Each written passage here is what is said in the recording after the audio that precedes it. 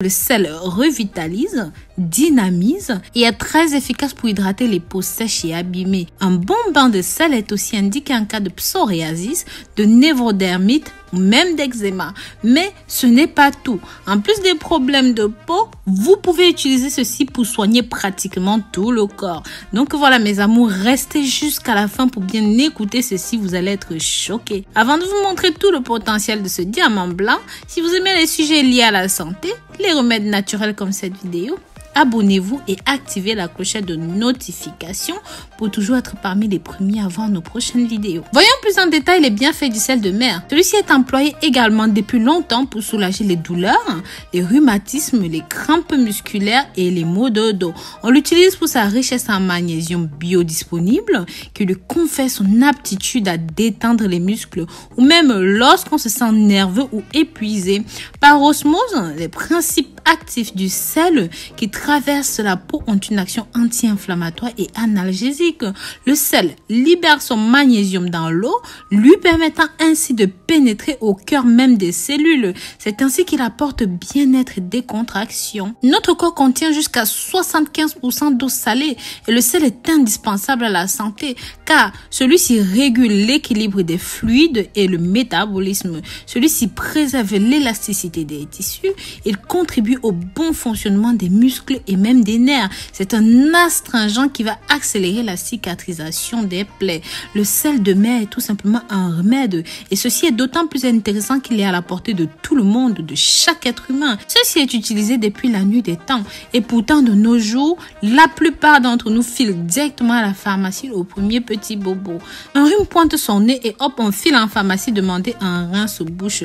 Mais ce que vous ne savez pas, c'est que c'est tout simplement du sel. Ces gouttes que vous achetez en pharmacie sont tout simplement de l'eau salée, une solution saline. Comment est-ce que l'eau saline peut améliorer votre santé? Vous devez actuellement être en train de vous poser cette question. Je vais vous expliquer étape par étape. En numéro 1, nous allons parler d'hydratation. Premièrement, si vous êtes de ceux qui évitaient le sel comme la peste, des études rappellent qu'une carence en sel vous garde sous-hydraté en permanence, ce qui est nocif.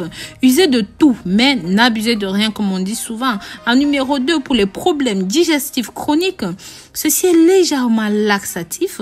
Sachez que l'eau salée soulage la constipation chronique car elle va aider les cellules à retenir un maximum d'eau, ce qui entraîne une meilleure digestion et un transit intestinal. En numéro 3, en cas de nausée lors des grossesses, pour vous qui avez cela, savez-vous que l'on recommande des craquelins salés pour combattre la nausée? Buvez simplement un petit peu d'eau salée comme alternative et ça va être exceptionnel. En numéro 4, en cas de rhume, rincez-vous la bouche avec de l'eau chaude salée. Le sel agit comme un antiseptique léger tout en contribuant à extraire l'eau de la muqueuse de la gorge et par conséquent à éliminer le mucus. Si vous avez des sinus bouchés, inspirez lentement de l'eau salée dans le nez et puis nettoyez-vous les sinus pour ouvrir les voies aériennes. Cela va dégager instantanément les voies nasales. Si vous souffrez de fatigue surrénale, sachez que les oligo-éléments présents dans le sel marin ou même dans le sel d'Himalaya aiderait à combattre ce type d'épuisement. L'eau saline aiderait aussi l'organisme à se détendre et à lutter contre la pollution, les toxines, notamment l'uranium. En numéro 8, celui-ci aide au rééquilibre hormonal. C'est un véritable mal de ce siècle. Le surplus d'oestrogènes s'accumule dans le foie et sont à l'origine de multiples cancers des ovaires, de la prostate, des ovaires polykystiques, des problèmes de fécondité, de grossesse. La nutrition insiste sur l'importance régulière de nettoyer notre organisme, de veiller à nous débarrasser du surplus d'oestrogènes. Boire de l'eau salée une fois par semaine aide à régulariser tout cela. En numéro 10, ceci aide à la détoxification. L'eau saline stimulerait la détoxification totale de l'organisme et protégerait nos cellules. En numéro 11, c'est un acide lactique et aide à la régénération musculaire. Sachez que le sel favorise la récupération musculaire tout en contribuant à vaincre les courbatures. Celui-ci traite aussi les irritations cutanées, les douleurs articulaires, l'évacuation de l'acide lactique et tout autre déchet contribuant aux courbatures. Comme vous le voyez, l'eau salée est à la base de multiples remèdes. Mais avant d'aller plus loin, Pensez à partager ceci avec vos amis, la famille, pour que cela touche un maximum de personnes. Mes amours, via WhatsApp, Snapchat, Instagram, Twitter, partout, partagez pour que ça touche un maximum de personnes. En cas de poliomyélite, vous pouvez aussi tiédir de l'eau avec une cuillère à café de sel. Utilisez des disques de coton pour nettoyer les yeux. Ça fonctionne très bien et surtout ça fonctionne très vite. Mais ce n'est pas tout. Le sel peut faire tellement d'incroyables choses.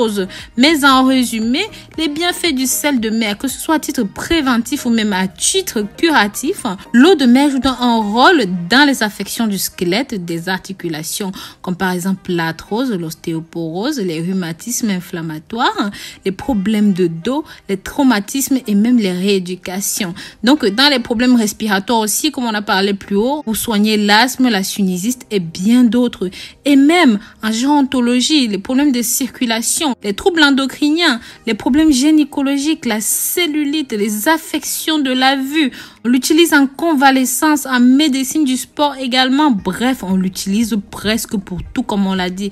Mais ce n'est pas fini. Mes amours, je vous conseille de faire une marche aquatique au moins 2 fois par an. Sachez que grâce à la pression de l'eau, à la résistance, le sang remonte aisément vers le cœur et la fréquence cardiaque peut s'adapter parfaitement sans subir des chocs répétés du sol. Les articulations sont donc moins sollicitées et on souffre moins que lorsqu'on fait un jogging normal. Sachez que la marche aquatique développe la souplesse, la force et l'endurance. Et en plus de tous les bienfaits que procure l'eau salée, il y a les contraintes articulaires qui sont diminuées, la pression de l'eau qui est en effet drainant, la qualité de l'air et la diminution de la pollution atmosphérique au niveau de la mer, le bien-être moral et le dépaysement dû à la beauté du paysage.